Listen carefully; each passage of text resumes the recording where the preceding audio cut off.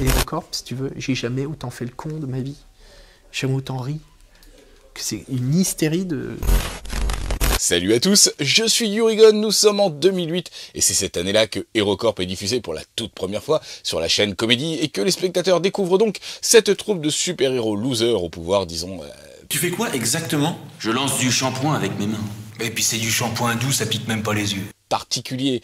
Dans cette équipe de bras cassés au destin épique, il y a Doug dont la super capacité est de se figer lorsqu'il entend un mensonge. Et c'est pour revenir au mieux sur l'histoire de ce personnage et de la série que je suis allé à la rencontre de Sébastien Lalanne, l'interprète de Doug et co-auteur sur la première saison de HeroCorp.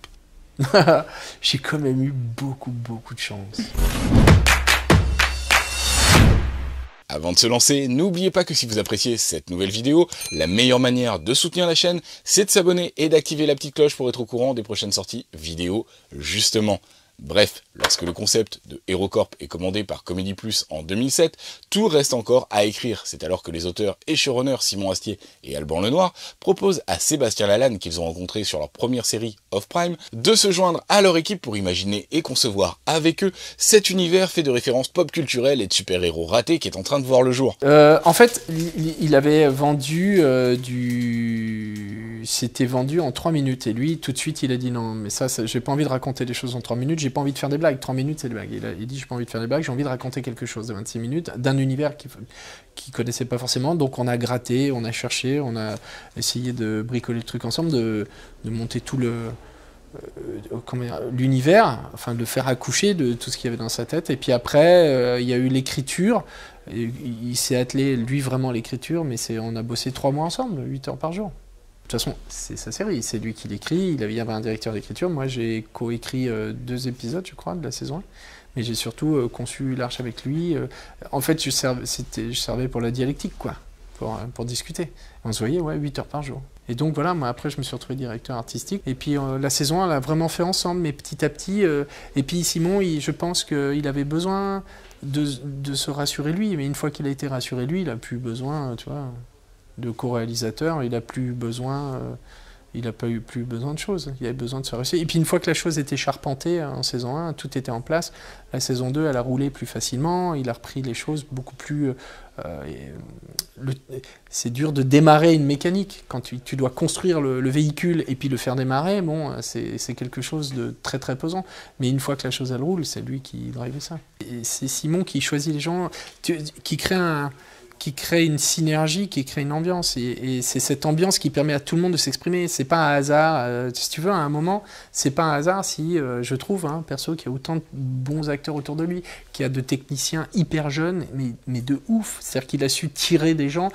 Donc à un moment, les gens peuvent dire « Ouais, c'est moi qui ai fait l'image, c'est moi qui ai fait le son, c'est moi qui ai fait ci, qui ai fait ça. » Tu peux dire « Oui, tu peux dire ce que tu veux. » Mais sauf que c'est lui qui appelle les gens et qui les regroupe pour qu'il y ait une énergie collective. Le talent, il est là. Le talent, il n'est pas un mec qui sait tout faire. C'est pas le principe d'un mec qui sait tout faire.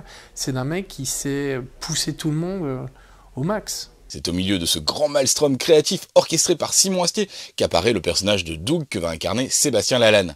Lui, il avait des choses en tête, il avait déjà des acteurs en tête, il avait des choses, mais il a posé ça sur la table et il a... Là où c'est fou, je sais pas comment dire... Là où c'est fou, c'est la générosité avec laquelle il a dit bah viens, on fait ça ensemble. C'est son idée d'avoir eu la joie de participer à cette cuisine, c'était juste dément. Après, il y a des choses qui sont nées. Doug est né en cours de route. Non, mais ça s'est inventé. On pensait à des conneries. C'est en disant des conneries, c'est en disant des trucs, en pensant à ça, je me disais ça serait marrant un mec qui ment, qui se durcit, qui devient un truc. Ah ouais, il pourrait ouvrir des portes. Ah ouais, moi c'est marrant. Doug, il est né. Je le visualisais, je sais pas pourquoi, dans une bibliothèque où les mecs rentrent dans une librairie, ils posent des questions et le mec fait semblant de lire des bouquins et à chaque fois il se redit.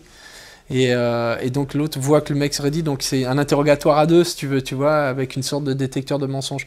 J'avais cette image-là, mais je pensais, quand j'arrivais chez lui, je prenais l'ascenseur, et c'est dans l'ascenseur, des fois je riais dans l'ascenseur en pensant à des conneries, et donc c'est en arrivant, je dis putain, pendant l'ascenseur, j'ai pensé à un truc. Et on a pensé à ce personnage, en l'occurrence, et puis après il me l'a filé. Ouais, c'est un hystérique, c'est un hystéro. C'est un hystéro, c'est un mec, il est tout à l'extérieur, il est retourné, il est incapable de garder une émotion, c'est un hystérique, quoi. C'est vraiment un hystéro, je sais pas comment dire. Il n'a pas de filtre, au sens où il peut pas se taire, il peut pas raisonner une émotion. C'est-à-dire que son émotion, elle part. Moi, je sais pas, je dirais ça. Je sais pas si je suis le mieux placé pour en parler, en fait. Je sais pas. C'est un truc que j'ai découvert au fur et à mesure. Tu sais, il y a une émulation quand tu tournes, il y a une chose qui se fait. Puis je te dis, Simon, il libère des choses qui font que même dans le jeu, tu te libères à un endroit où tu ne pensais pas aller jusque-là. Et sa présence fait ça. Même si on s'autorisait l'un l'autre, parce que quand on était en saison 1, on dirigeait, lui il faisait vraiment la réalisation, et moi je faisais plus la communication avec les comédiens, la direction d'acteurs, et sa présence libère un truc, quoi. Je l'ai vu dans Off-Prime, c'était fou. Pour moi ça a été un choc. Comme un truc magique, c'est comme un truc, ça te révèle, quoi. L'année suivante, la machine est lancée et Sébastien Lalanne s'éloigne assez naturellement de l'écriture. Saison 2, j'ai pas participé à l'écriture, c'est-à-dire que les personnages existaient et tout ça, moi je ne suis plus que, je m'occupe du casting, et je m'occupe de la DA, c'est-à-dire des décors un peu et des costumes, même si les costumiers faisaient leur taf, mais là où c'est différent, il y a un nouveau problème, c'est qu'il y a des nouveaux personnages qui arrivent, il faut continuer les arches, enfin, tu vois, des trucs, et puis une fois que tu as trouvé une place pour un... L'idée c'était de tout effacer, de recommencer à zéro, donc d'être dans une autre région de tournage, dans des autres modèles, il n'y a pas de confort, tu vois. On a changé de région, on a changé de décor, on a changé de truc, donc il y avait d'autres problématiques sur le tournage qui étaient plus... Bah ouais. Et le fort où on tournait, c'était un enfer. Tu faisais ça, ça résonnait pendant une demi-journée. Donc c'était très dur. Ouais, c'était dur. De toute façon, ça a toujours été dur, AeroCorp, hein, les tournages. Ça a toujours été très dur. Et à ces difficultés de tournage s'additionne une très mauvaise surprise. Comédie Plus décide soudainement de ne pas renouveler la série, dont la seconde saison s'achevait pourtant sur un immense cliffhanger. Un moment de suspens délicat et un souvenir extrêmement douloureux pour l'équipe, mais aussi, paradoxalement, un moment assez magique qui voit la fanbase de la série émerger et se mobiliser pour la renaissance de HeroCorp. D'un seul coup, Comédie a dit nous, ça ne nous intéresse plus. Voilà, France 4 n'avait pas les moyens de prendre ça sur le dos, et puis Hervé Bellec de Cal s'est beaucoup battu. Moi, je sais pas comment Simon l'a vécu, mais je pense qu'il a vécu comme une punition, parce qu'il avait quand même bien fait le boulot et tout. C'est un peu dur de voir des trucs qui perdurent, et puis un truc qui est bien. Et puis, il y a Ronan de Langray sur France 4 qui s'est battu. Bon, Comédie, ils sont sortis, ils voulaient pas revenir, hein, c'était terminé. Ils avaient une autre politique par rapport à ça, ils voulaient produire des gens connus, donc c'était terminé. Et puis Calt, c'est-à-dire vraiment en sous-main, Hervé Bellec et Ronan de Langray, ils se sont battus. Et puis ils se sont beaucoup servis du mouvement des fans qui eux ont jamais lâché l'affaire, quoi. Qui ont foutu le bordel, quoi. Donc tout le monde a dit mais c'est quoi ce petit machin là-bas qui vit, qu'on finit pas de mourir, qui refuse de mourir. C'est là où j'ai découvert les geeks. J'ai découvert ce que c'était qu'un geek. Une communauté cachée derrière les ordinateurs de gens hyper motivés, hyper cultivés, hyper généreux, hyper gentils, doux. Ouais, ça aussi. Ça aussi, il faut le vivre une fois dans sa vie. Pour dire mais d'où sortent ces gens? Qui sont ces gens qui sont si gentils, qui sont là? C'est... incroyable l'énergie de ces gens. Après 3 années à lutter pour le retour de la série, c'est finalement sur France 4 que HeroCorp fait son retour. À partir de là, et jusqu'à sa conclusion à la fin de la saison 5, la série va être marquée par de nombreux changements, tant au niveau du format que du ton, et c'est une évolution qui transparaît évidemment au travers des personnages qui, comme Doug, semblent devenir un petit peu plus sérieux. Je sais pas s'il est sérieux, quoi.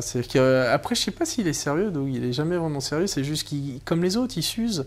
Parce que si tu regardes, ils deviennent un peu adultes, tu vois, saison 1, c'est des ados, saison 2, ils essayent de jouer aux grands, saison 3, ils ont tous une meuf, donc tu vois, ils commencent à devenir de jeunes adultes, hein, ils ont tous une relation de couple, plus ou moins, ils s'installent dans un château dans la saison 3. Saison 4, ouais, ben, ils arrivent dans le monde adulte, mais à chaque étape, ils sont pas taillés pour ça. Ils deviennent adultes, mais ils savent pas le faire. Doug, Klaus lui manque tellement qu'il l'absorbe, donc il devient Klaus. Il essaye d'avoir son corps, il essaye de... Mais c'est toujours en étant inapte à ça. Il est inapte à être Klaus, il est inapte à être fort, inapte à être calme, inapte à régler des trucs. Mais ils le font, c'est ça qui est beau. C'est ça qui est vachement beau, c'est comme tu vois, le parcours de Captain Champouindou, c'est génial. C'est quelqu'un, c'est un personnage, il y a 2-3 personnages dans la série, il y a Captain Champouindou et puis il y a Brasier. Steve, qui sont des personnages qui renoncent jamais, qui disent on n'est pas fait pour mais on va pas s'arrêter, alors que c'est ceux qui a priori tu vas dire mais c'est pas eux qui vont mener la troupe. Il y en a 2 comme ça qui sont inaptes et qui avancent tout le temps, qui se disent mais allez les gars on va y arriver, alors qu'on leur dit mais jamais on y arrivera. Tout prouve le contraire et la vie passe comme la flotte, c'est-à-dire la vie passe par des endroits qui sont inattendus, dans des brèches, et ces gens-là offrent des brèches. Depuis HeroCorp, mais aussi pendant HeroCorp, Sébastien Lalanne a multiplié les projets prestigieux et atypiques. Mais HeroCorp reste encore aujourd'hui pour lui une expérience vraiment à part. Franchement, je me dis, après ça, tout peut s'arrêter, t'as vécu ça, c'est rare, quoi. C'est pas un truc que tu peux programmer, c'est pas un film que tu fais et qui se passe bien et tout. C'est une aventure, ça a modifié nos vies. À tous les points de vue, j'ai appris 1000 trucs.